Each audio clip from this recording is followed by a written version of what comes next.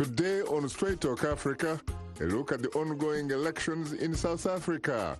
Could this poll be a game changer?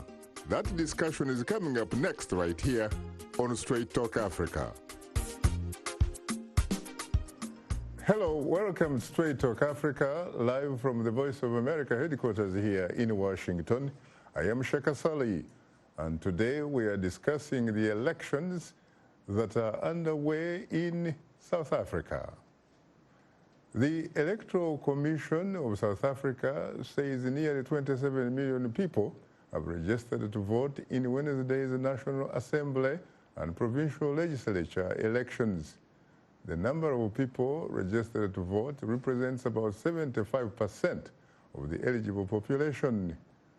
My colleague Paul Ndiho explains what's at stake in today's poll.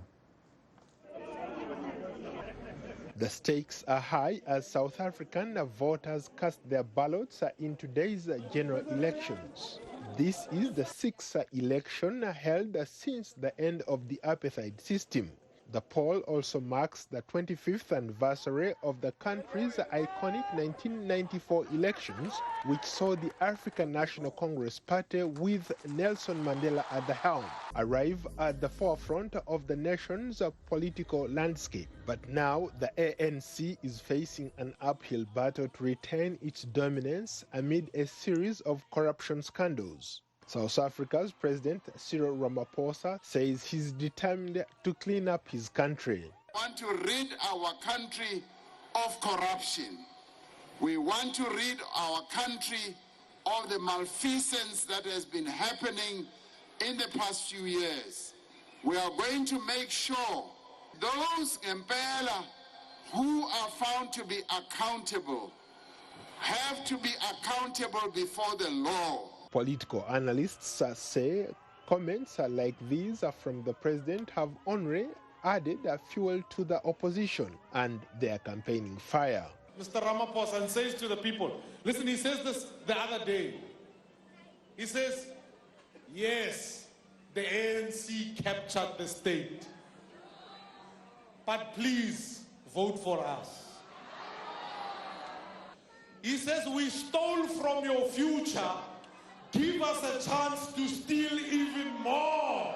Julius Malema, leader of South Africa's far-left Economic Freedom Fighters Party, has also taken to attacking government on corruption. The fight over land reforms remains a hot topic as people cast their ballots. That's why the EFF says we must expropriate land without compensation and give to the people of Alexander to build their own houses. Struggling farmer Meshach Nkongwane was a lifelong supporter of the ANC, but he says the party will not have his vote in this election. We see corruption being investigated, but no one is being arrested. If it were me, I would have long been in jail. That's the painful part. Young South Africans make up the majority of eligible voters, but they are finding it difficult to find jobs. The nation's youth unemployment rate is hovering at 53%, ranked among the highest in the world. Gomosi Sibabi has 2 bachelor's degrees, but she says it's still tough to find a job in her field. You go to school, and then once you are qualified, you sit with a whole stack of certificates that you can't actually use. But then you can see within the public sector that, yeah, I can make a contribution. Yeah, I can make a contribution. But it's like they are just not hiring. Swalepele Mapula has a bachelor's degree in journalism, but she feels like she's been duped into believing education is the answer to poverty. I feel scammed because in so many of these campaigns, right, they talk about unemployment, they talk about poverty alleviation, they talk about gender-based violence, but it's all a talk shop. And I genuinely feel like you're trying to target the youth, but even the representation in most parties is not, like, there are no young people in some of these parties either. Political observers say this election is like no other. Paired with the risk of low voter turnout, the real impact of this election will only be seen as the ballots are counted. Paul Ndiho, VOA News, Washington. Thanks, Paul, for that report. Joining us in the studio today are two distinguished guests. Ndaba Mandela, co-founder and chairman of the Africa Rising Foundation and the grandson of Nelson Mandela, and Phiwokuhle Mnyandu, professor of African Studies at Howard University here in Washington, D.C. And joining us live via Skype from Johannesburg is Anita Powell, VOA's Southern Africa correspondent. Well, I have to say, ladies and gentlemen, that I am profoundly honored and exceedingly humbled to have the opportunity to host the three of you on Straight Talk Africa. It's nice to Thank you. Good to be here. You're most welcome. Well, thank you. I wish you could all be here with me, actually. Oh, I wish I was there as well. Now, let me come to you, Anita, immediately. What is it like on the ground from your vantage point? Can you give us a sense of the mood, please? Sure. So what's interesting is that the apathy that we just reported in that story is very real. But at the end of the day, 25 years after the end of apartheid, a good number of South Africans still do feel joy, honor, pride in the fact that everybody in this country can be counted today. That is the modern South Africa. So it's equal measures. I, of course, only spoke to people at polling stations around Johannesburg who were voting. So I didn't talk to the disaffected youth, to the 6 million young voters who the Electoral Commission says were eligible but didn't register. But overall, I would say it's gone smoothly. People who did vote were glad that they got to vote, but many said that they were conflicted about the choices that they had to make once they were in the polling booth. Now, I'm sure that you've been able to talk and interact with a lot of people.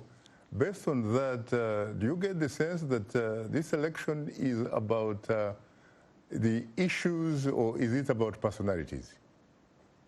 Wow, that's a great question. I would say it's actually more about rhetoric, and also the issues that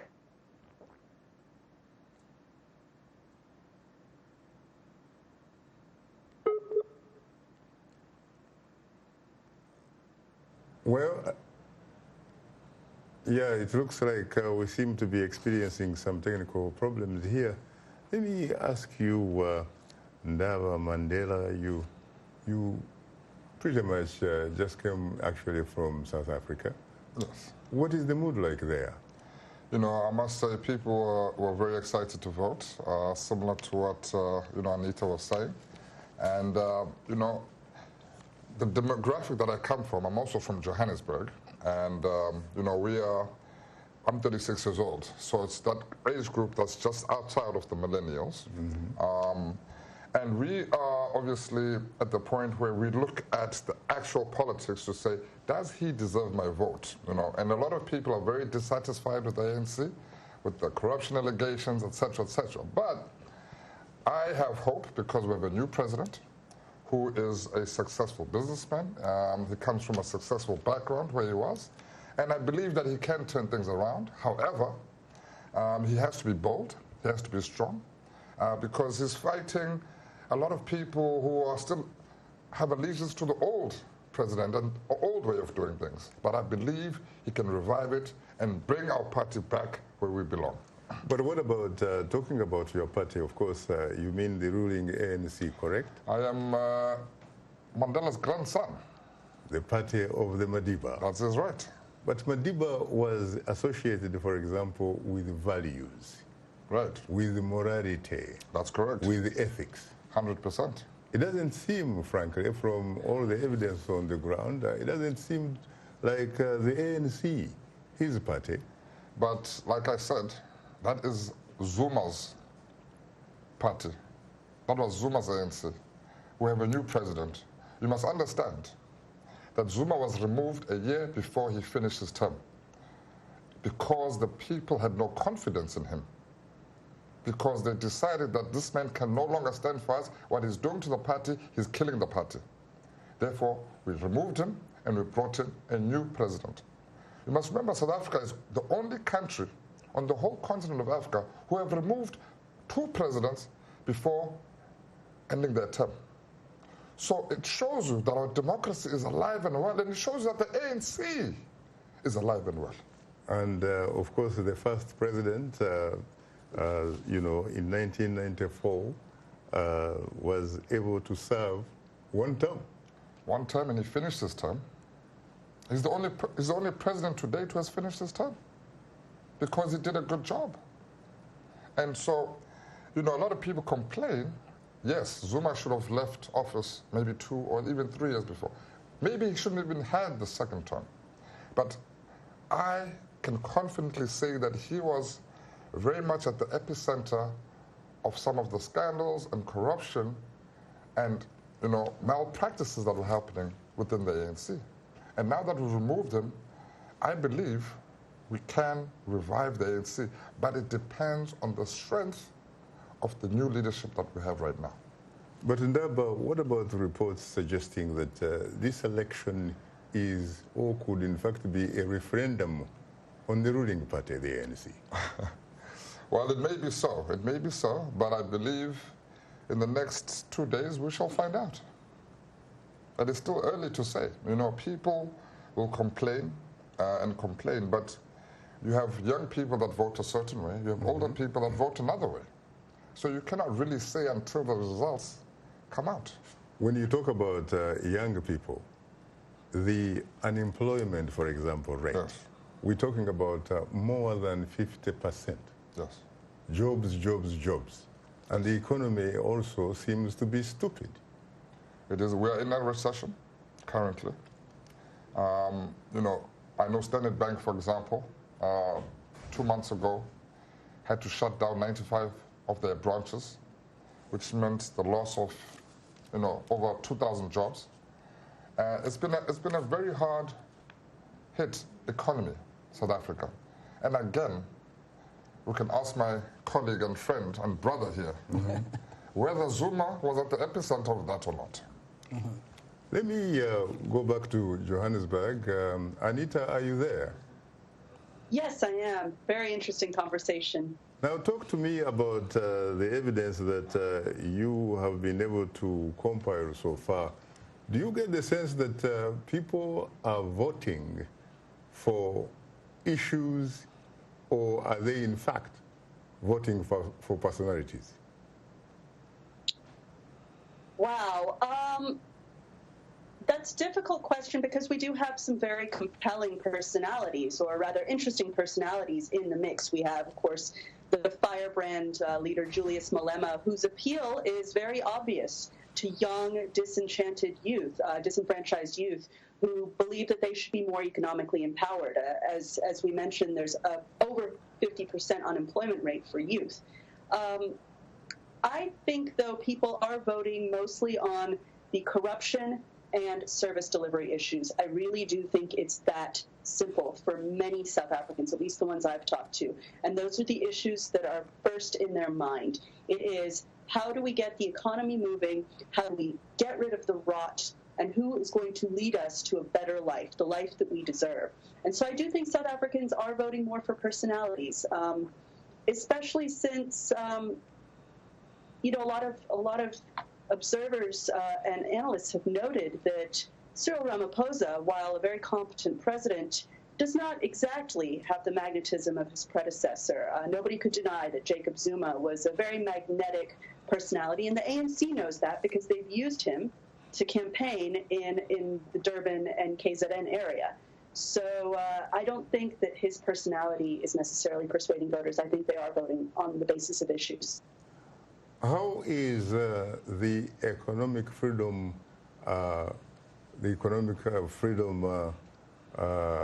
Party, the Economic Freedom Fighters Party of Julius Malema and company, how is it doing among the young? Well, I think we're going to find out on May 11th, which is when the final results will come out. We may find out a little earlier, of course. So some predictions, which I don't necessarily put stock in, say that they might hit double digits. They hit an impressive 6% of the vote in their first election, which was the last round in 2014. And some analysts are saying they might get 10%, 12%, 14%. But I think it remains to be seen. I think the presence of apathetic and conflicted voters means that, and I know this for a fact, having spoken to voters today, many people went into the polling booth not sure that day, that moment, who they were going to choose. At least this is what voters tell me. Some voters also told me that they went in thinking they were going to vote for Party X and voted instead for Party Y at the last minute. So I think it's an open field right now, and I think we'll find out. What about the second largest opposition political party, the Democratic Alliance? The Democratic Alliance is the largest opposition party. They're the official opposition, and actually, pollsters have said that they're expected to win about 23%. What's significant about that, I think, is that the DA isn't gaining significantly, despite all of the damage, despite the stink of corruption around the South African government, the ANC-led government. The DA should really be picking up a lot of votes, and they're not expected to this time around. And that's for a lot of reasons that I'm sure your guests can talk about, but there's been a lot of internal rifts in the DA. There's a lot of rhetoric that some South Africans are uncomfortable with, and so on. So the DA is probably going to maintain its status quo, which for them is probably not a win. We know that the DA seems to be very popular in urban centers, especially the large cities. Any particular reason why it does not do well in the hinterland, the rural areas? Well, I'm not sure that is necessarily going to be the case this time around. About a week ago, I actually went out to the rural areas and found, surprisingly, that these areas, which were considered the ANC's heartland, their bread and butter, were actually turning away from the ANC, and many were turning to the DA. So I'm not sure that that's the case, but a lot of it has to do with logistics. The ANC is thoroughly saturated at every level of government in small areas, in the rural areas in South Africa. They're extremely organized, and they're large. It's a large party, and it's a broad church, and they have something to kind of appeal to everybody. The DA just doesn't have the numbers. They're not the organizers, and so that's going to hurt them in terms of campaigning in far-flung rural areas. Anita, final question. When you talk to people, do you get the sense that people feel like they are better off today than they were, for example, 5 years ago? Wow, that is a doozy of a question, and I think that's the question that we could debate at length. The short answer is probably not. It's a glass half full, glass half empty sort of thing. You're basically asking if most South Africans are optimists or pessimists. I think most of them are probably pessimists right now. I think that they feel that this miraculous change at this milestone of 25 years hasn't come about. And so I do think that most of them are pessimistic, but then I think some of them are also realistic about how much a government can achieve. I think you have to remember that in 1994, the population of South Africa, the best way I can describe it is it quintupled overnight. You went from having a privileged group of people, white South Africans, who were the only people who were really cared for by the government and given services, and then overnight, South Africa took in everybody who lives in the Rainbow Nation. And, some people say, well, 25 years is not a long time to shore that up and to give everybody the same rights and privileges and services, most importantly, rights and privileges maybe, but services, it's a lot of work. But I do think that many South Africans are embittered and pessimistic and wish that more had been done in 25 years. On that note, Anita, thank you very, very, very much for your insight. Thank you. You're most welcome, and good luck. Let me come to you, Professor Mnyandu. Let me ask you the same question I asked Anita a while ago. Do you think if you were to talk to me from the deepest, better part of the bottom of your South African heart and soul, that people are better off today in South Africa than perhaps they were 5 years ago? Okay. Well, 25 years ago, around about 5 years ago. No, I'll start by answering this. 25 years ago, my mother came back home. She had tears in her eyes. You know why? She had voted the first time. That's in 1994. If my mother was alive today, there is no way she would say that South Africa is worse off than the South Africa she grew up in. In fact, I beg to differ. South Africans are an eternally optimistic people. Yes. If they were not optimistic, they wouldn't come out in numbers. The world always marvels at South African numbers, snaking around rural areas, people waking up, putting grandmothers in wheelbarrows, in small rural school in the Eastern Cape, in the northern KwaZulu-Natal. South Africans are to a sin, they are optimists, they're an optimistic people. Now, which makes it more egregious then for policy-making elites to not take that developmental aspiration so seriously. Because South Africans themselves have demonstrated an abiding loyalty to the African National Congress. In 1994, the ANC won by 62%. In 1999, it won by about 62%. In 2004, it won by 69.7%. It's 70%, right? Then later on, it won by another 65%.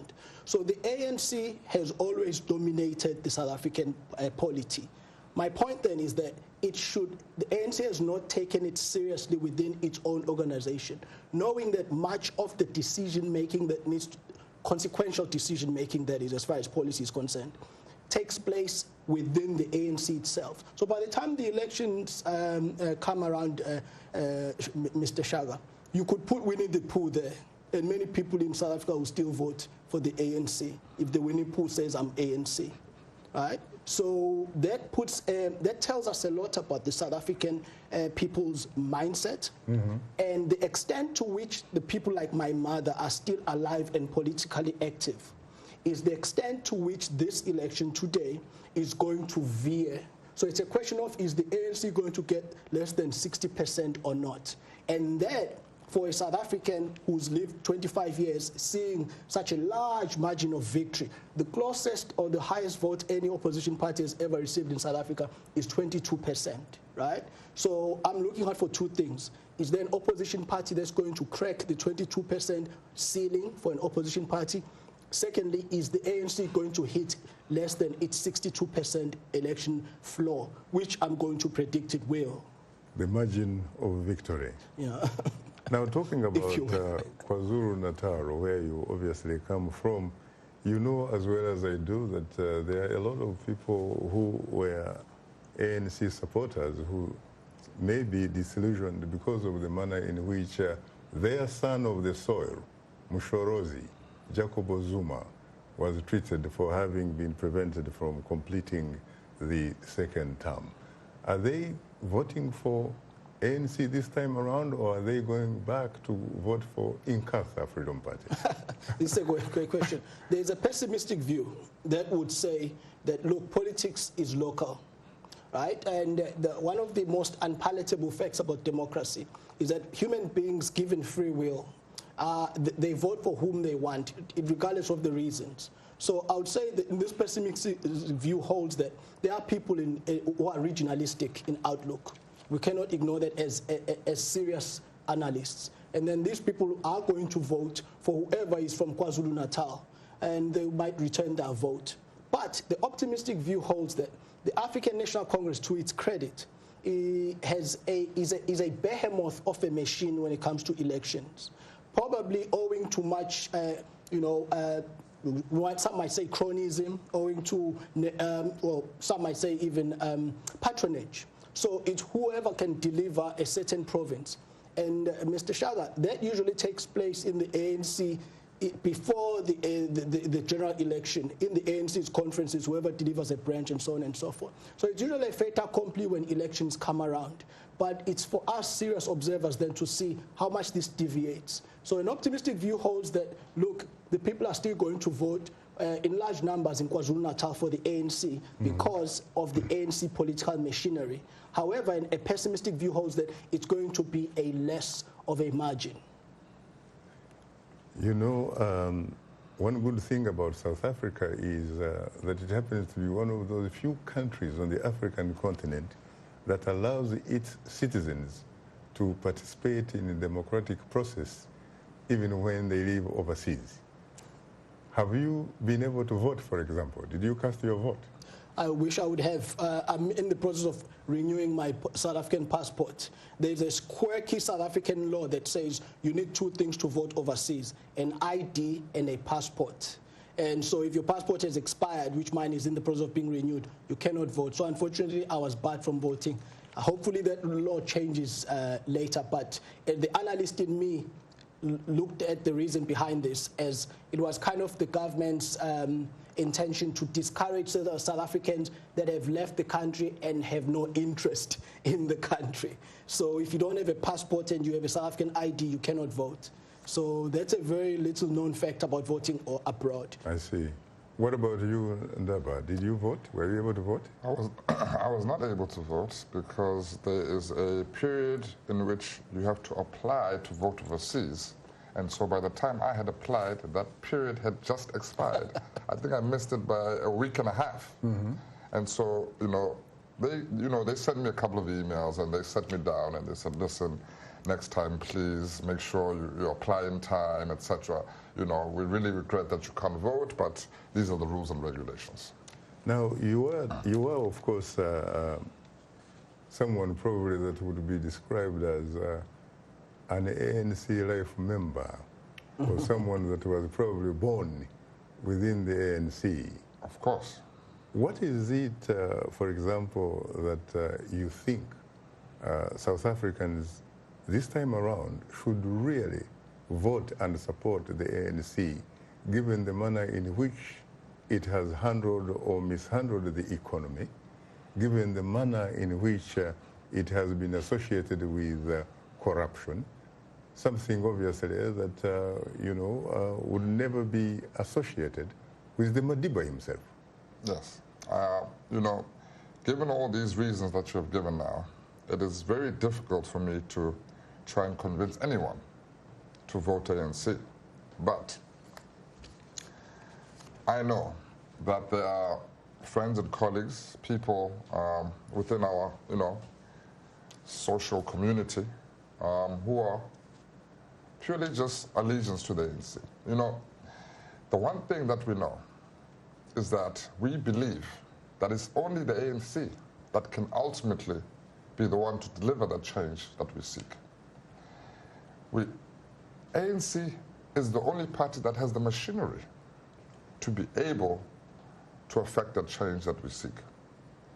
Unfortunately, it has been marred by massive and a long term of corruption allegations and all kinds of negative influences and corruption, you name it.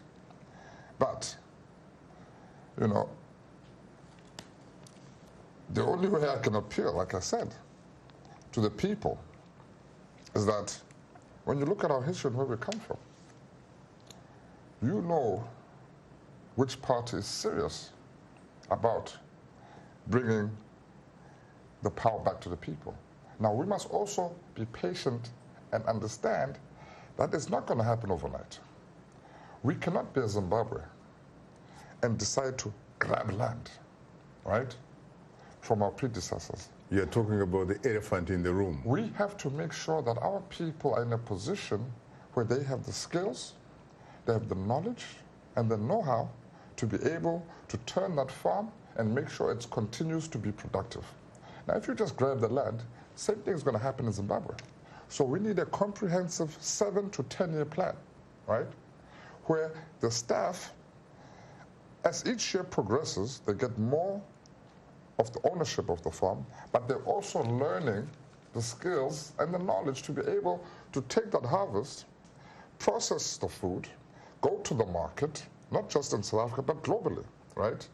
And at the same time, as the farm owner's percentage is, dwindling, right, he has enough time to look for alternative means to earn a revenue stream, right?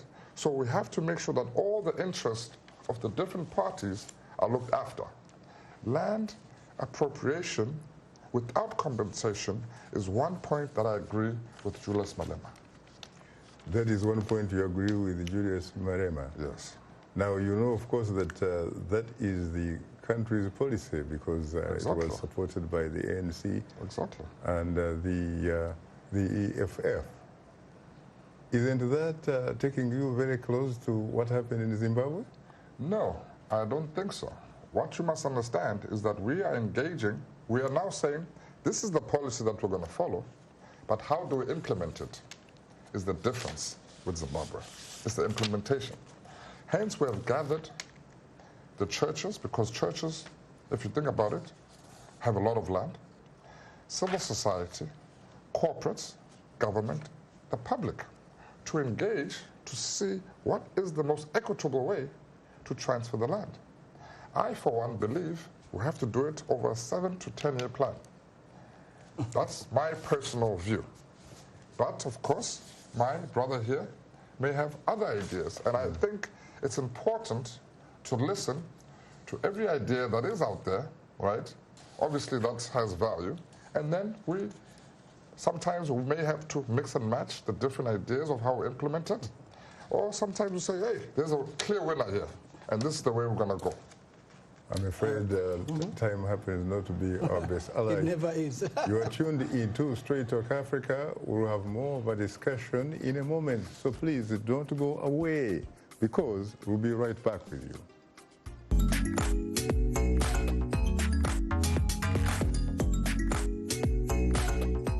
Voices, we're talking about the news and issues you're talking about, sharing stories of development and growth across Africa, around the world, and in our lives. Topics that inform, empower, and change the rules. It's time for Our Voices with me, Haiti Adams Fitzpatrick, and Hadiza Kiari, and Ayan Bior, and Orion Itangi Shaka. It's time for Our Voices.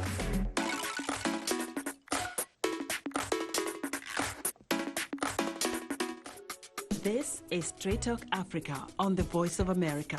What is your opinion about today's topic? Call us at 202-619-3111. U.S. country code 1.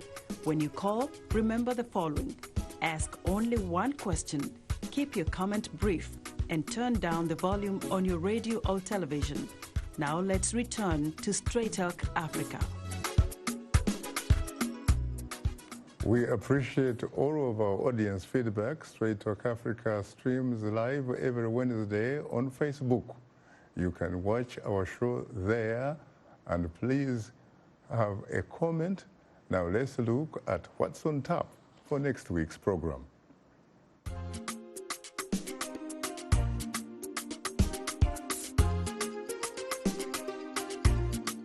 On the next Straight Talk Africa, as Malawi gears up for elections on May 21st, candidates and voters say flooding from Cyclone Idai is negatively impacting the vote.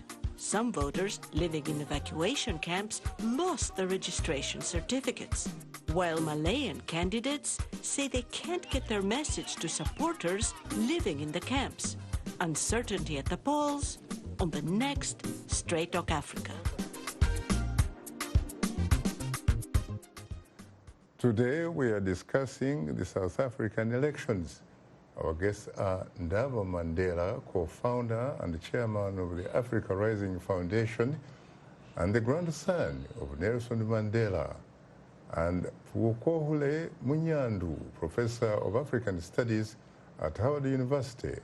Earlier in the show, we were joined by VOA Southern African correspondent Anita Powell. Well, I have to say again that I am profoundly honored and exceedingly humbled to have the opportunity to host the two of you on Straight Talk Africa. Thank you. It's good to be here. Yes. You're most welcome. Now, when you look back, what do you really think went wrong, Ndaba, for the party of the Madiba? Well, to be honest with you, I believe it started during Thabo Mbeki's era. Is where things started to go south. Now, Thabo Mbeki had a specific style of leadership. he didn't have much confidence in the comrades that were surrounding him in order for them to be able to have open discussions and to be able to be criticized to discuss the plan forward. And so what he did is that he put more power in the executive power, right? Mm-hmm. He also stopped people from criticizing him, right? And so by the time Zuma came in, there was so much power vested within the executive power without criticism, because our party is one where we have open debate. Open debate within the party is welcome, right? To discuss whether it's the campaign, whether it's the economic policy or the education policy, and people are able to come and comment and question, etc., etc. Thabo Mbeki changed that culture within the ANC. And so it followed on to Zuma. Now, Zuma is also a different character, a very charismatic character who has intelligence background, right? And I think, unfortunately, what happened there is that Zuma is not a good manager of money in his own personal capacity. And so he had other parties who were managing that on his behalf. Unfortunately, they took advantage not only of Zuma, but also the state. And that's why many people say the state was captured. Because if you look at the deals that were taking place... You're talking about the Guptas. I'm talking about the Guptas. If you look at many of the deals that were done, most of those deals, you know, were done through the state, with their private companies, with the larger Zuma family at the helm, you understand? And from there, you know, things just started going down a slippery slope, to be honest with you. And we find ourselves at this juncture, right? I mean, there was a week in South Africa where we had 2 different finance ministers. I mean, we became a laughing stock to the global stage. But before that, South Africa was held in very high esteem. You understand? But there are certain fundamental mistakes that were done during Zuma's administration that people started looking down upon us. And that respect that we once garnered was no longer there. But if I may interject, yes. Ndaba here, in fact, Ndaba is my what would say in Zulu, age mate. Colleagues. Yeah, we're the same age. And if the ANC was serious about the renewal, Ndaba wouldn't be here now. He would be a minister in South Africa. Ndaba would be back at home being a deputy minister. What special qualities does, in your view, does Ndaba have? He's quite an eminent young man. He is educated. He's serious about the future. And he has the pedigree. But it is people like Ndaba that the ANC doesn't respect. The ANC is a gerontocracy, but it's not unlike other African countries, which is a huge folly of many liberation parties. The ANC, for example, again, a second impediment to a serious change in Ramaphosa's presidency, I would say, comes from this stark empirical reality that the ANC is the leadership of the ANC is quite a draw between factions currently. Right? If you look at the top 6, it's who delivered Mpumalanga, who then stunted KwaZulu-Natal and so on and so forth. So it's a draw. Tell me how Ramaphosa is going to navigate these very serious factions where the Secretary General is, all of South Africa who are awake know that he's a rival, so to speak. So the ANC has very serious problems, and the same people that are now going to govern a change and a growth in the economy are the same people who have been there for 10 years. So if the ANC was serious about change, the likes of Ndaba and his age mate, my age mates, they would be at the center of current decisions. Let's look at the major advisor of President Ramaphosa, a man called Trevor Manuel.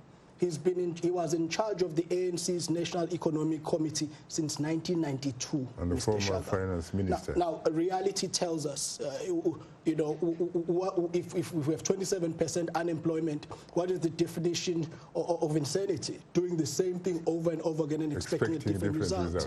Yes. So while I support Ndaba's sentiment about the ANC being able to have a very robust debate, and the ANC is very good at internal democracy, democracy. But the ANC is not good at renewal. And even the ANC insiders say themselves, it's like an elephant. It's very slow to move.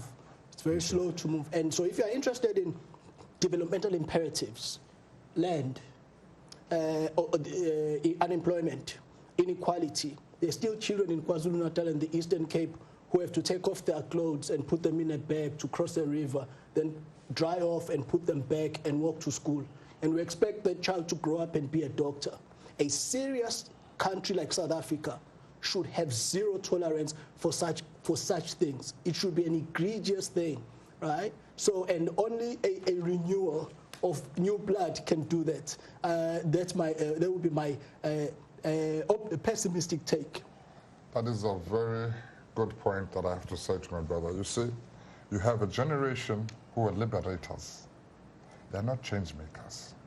They still have the same mentality of liberation. And we need a new mentality from the new generation.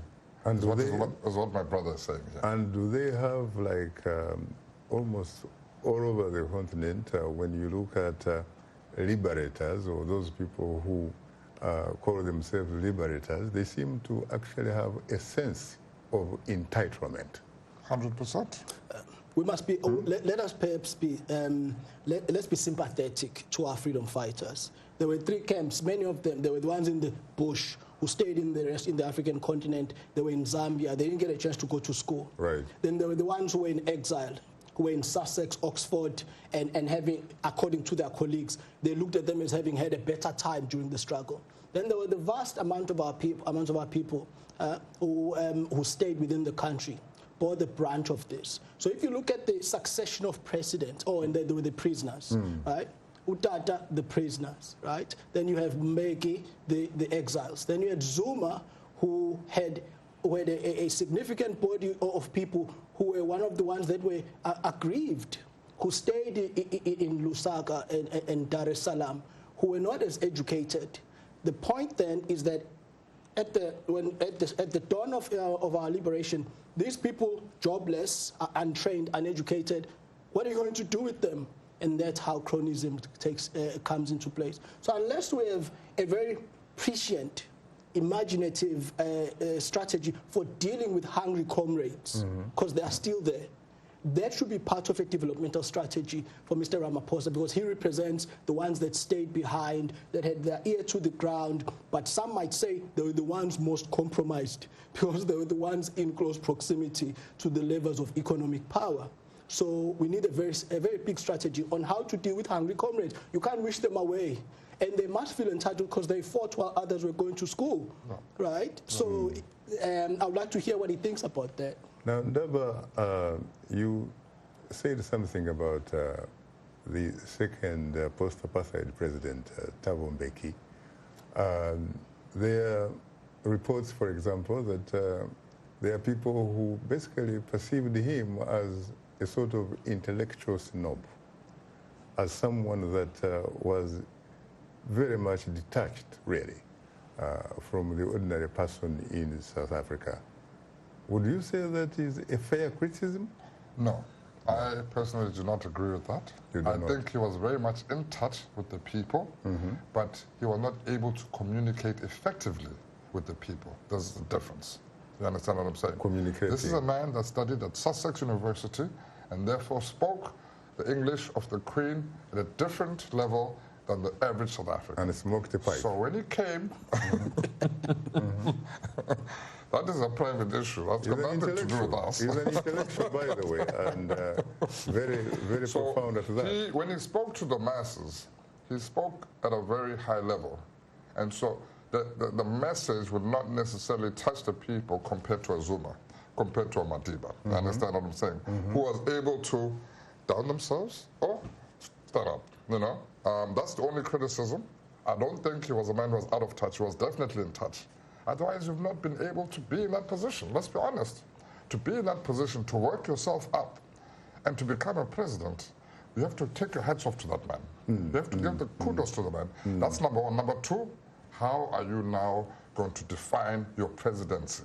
And thirdly, what is the legacy that you're going to leave behind? Any particular reason why, for example, Nelson Mandela seem to be attracted to Cyril Ramaphosa to succeed him, as opposed to Thabo Mbeki, who actually had been a deputy president. What makes Cyril Ramaphosa tick, really? To be honest, perhaps it's his background. You know, Cyril Ramaphosa is a trade unionist. That is a man who is fighting for the rights of those who are most marginalized. The guys who are fighting, or rather working in the mines, right? What rights do they have? You know, here you are, you work in a nice cushy office with air condition, right? You have pay, you have UIF, you have all these things that come as part of your package. But the majority of our people, the working class, don't have those amenities, right?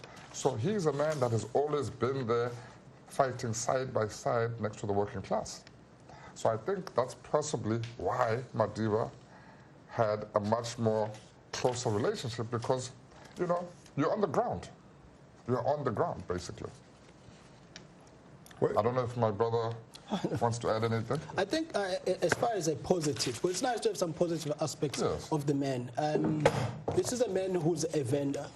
Right? We don't talk much about this. We don't like talking about it, because South Africans like pretending that the nationalities don't exist, but they do, right? And so it's the first time. What do you mean by vendor? Vendor, of course, is an ethnic community. Yes, sir. Yes. They're one of our smallest ethnic communities that have hitherto actually we haven't seen, and by being small in number, you kind of don't see them prominent in many fields on TV and so on and so forth. Is it true that they were seen by the large communities as essentially really some people who are down, really? They were socially and politically... To be honest, business-wise, where they come from, they are very successful. I must give them kudos. The vendor people, when it comes to business, independent, small, medium economic enterprises that are thriving, you go to the vendor area of South Africa, they are thriving. Much more than some of the BEE, you know, people who have been pushed. Without BEE, most of our people will not be surviving. Let's be honest. Right. So, so what Ndaba is saying then, so it's as far as our election is concerned, knowing that there's a high probability Mr. Ramaphosa is going to continue being a president of South Africa, it's actually a victory for the country's actually the country's sentiment towards tribe. That they can, this man, it's the first time that a non-Xhosa and a non-Zulu and a non-Msotho is a president. That's the gist of it for the viewers at home. So that's a victory for South African democracy, that this man, who's a polyglot, is actually going to take helm of the country. But I'm very pessimistic about putting too much stock on Ramaphosa the man, knowing that most of the ruling that takes place in South Africa comes from what we call the party list and the horse trading that took place already a year ago of who's going to be in parliament, who's going to be a minister, and this has very few of these things have to do with Ramaphosa the man. So the personality, by the way South African democracy is set up, the personality means very little to South Africans. It is the institutions. It's who the ANC has picked, and the ANC did its pick a year ago. I'm talking about the slates. Yes, the slates, the party listing, who delivered, right? So if Mpumalanga province delivered 14% or so, as an example, then we would like to see 14% up there on the party list. It's a list of parliamentarians by seniority, or who's going to be in the parliament. Now, why is this important for us as analysts? It's important because when we're talking about corruption, when we're talking about cronyism, when we're talking about who's going to clean governance, we must look at the list, not at Mr. Ramaphosa. Who is in the list? And has this person been there for the last 20 years? And if I'll make it easy for you, actually the top 20 of the ANC, half of it, they've been there for the last 20 years. So if you're looking at the list and you're looking towards change, it's going to be very difficult to imagine it looking at the list. And this has nothing to do with Mr. Ramaphosa's magnetism, however brilliant. Very interesting. Ndaba, let me ask you a question that may seem to be a little bit unfair to you. What does it mean, for example, for having that kind of pedigree, for being a grandson of the Madiba? Is it a burden or is it an opportunity, or is it both? Well, I believe it is the gift and the curse. Really? It is a curse because the amount of pressure and people who expect you the expectations to lead in the footsteps of Mandela is vast. People want to see another Mandela, you understand? Yes. Rising up. And you can't fill the shoes. No one can fill the shoes. To fill the shoes will be a mistake. One needs to walk his own journey, but parallel to Madiba's journey, because what is Madiba's journey about? If you truly understand it, it's about empowering his people. This is a man that sacrificed everything for the benefit of his people. So I, having grown up with my grandfather from the age of 11 years old, yes, understand that very carefully. And so I started a foundation called Africa Rising 9 years ago, which is all about youth empowerment. And we work only with the poorest area in the Eastern Cape. Actually, we started in a village in Ekonu, right? And we work all the way to Mthatha, right? We work with mainly high schools, right? We do education, we do technology, we do agriculture, we do career guidance. For example, the technology program that we did, where last year we had 60 kids, 40 high school, 20 unemployed youth. We took them on a 3-month coding program with Oracle, right? And they got certificates to Oracle. But we are what? What are we doing? We are saying to the young people, regardless of how poor you are, what you have or don't have, you have the opportunity to get a skill. Here is a tool that you can use, and we're going to teach you how to use this tool so that you can make something of yourself, right? So we are giving young people the opportunity to dream. We're giving the opportunity for young people to have sense of self-value, right? We want them to understand that they are the masters of their own destiny.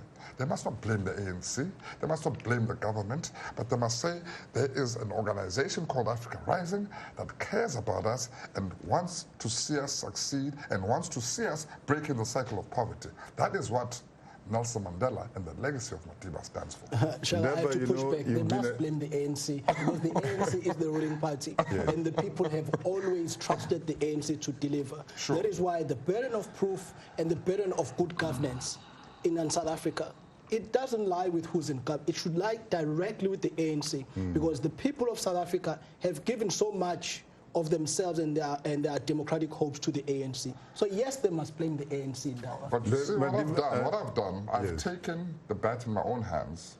I have gone to the government to say, here's a project that we can work on together. And the problem that we have, not just in South Africa, not just in Africa, but in the world, we have what we call these computer comrades, right? They complain and they complain, but they do nothing about it. You complain and you complain, but when are you going to join the ANC so you can fight, so you can become a councillor, right? We need to start taking action, right? And if we're in a position of privilege, what are we doing about it to work with our government, to work with our political party, right? To try and work on a project that empowers young people. Ndaba, that is my point of view. You become an author. Yes. You wrote a book, Going to the Mountain? Yes. And in that book, somewhere you talk about how your grandfather encouraged you and told you to create your own legacies. That's right. What sort of context was that? Well, I can't remember the exact context, to be honest with you, but what Madiba was basically saying is that I want you to have education. I'm not going to tell you to go and work. Quality education, I hope. Quality education. I want you to get a master's, and if you can, get a PhD. But I'm not going to tell you to become a lawyer or a scientist or a pilot. You have to decide what you want to do. You have to decide how you want to contribute to your country. You have to decide what legacy that you leave behind. But most importantly, you must have a higher education. You must have a higher education. Yes. A higher quality education. That's right. Now, you also talk about how you cannot essentially really fill his shoes. You cannot sort of replicate him. You can only walk Nobody can. His light. I'm not trying to go to jail for 27 years. You can only walk in his light.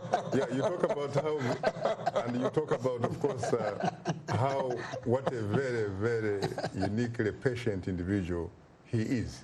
Because if I go to jail for 27 years, I might not have the same sentiments and then you come back, as Nelson Mandela. You come back and make peace with your enemies. That's Nelson Mandela. Yes, that's what you talk about. You talk about him. And again, we salute Madiba because of the sacrifice that he's gone through and the decisions that he made to avoid civil war, right? Yes. To avoid our country going to further bloodshed, the destroying of our infrastructure, right?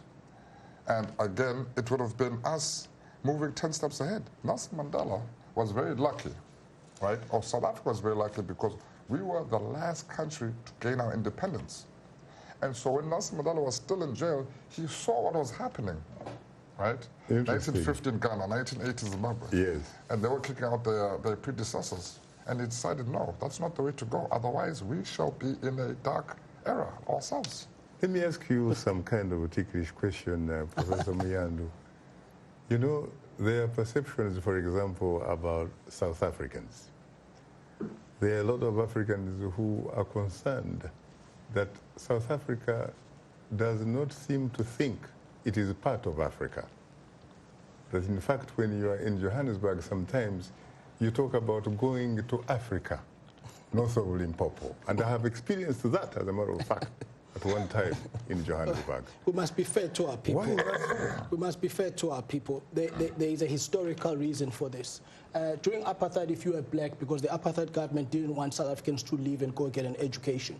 In fact, our second president, he had to escape South Africa in order to go and get an education. Right. You needed what they called an exit visa. Right. So, because they knew if you went out, you'd be more powerful. So what was the aim? Because South African apartheid government felt so beleaguered by its neighborhood, the frontline states, that it reinforced in the education that it is exceptional, that there is Africa, the continent, and then South Africa, the special zone where there is separate development and so on and so forth. So this found, I would say, it